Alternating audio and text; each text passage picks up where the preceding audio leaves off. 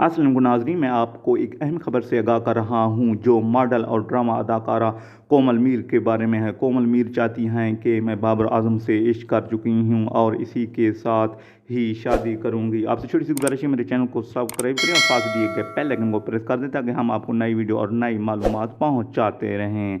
आगे बढ़ते हैं इस मुख्तसर वीडियो की तफसीलात की जानिब। जैसा कि हम आपको शुरू में बता चुके हैं कि कोमल मीर एक मॉडल और ड्रामा अदाकारा हैं। वो भी एक खूबसूरत तरीन लड़की हैं और मॉडल हैं।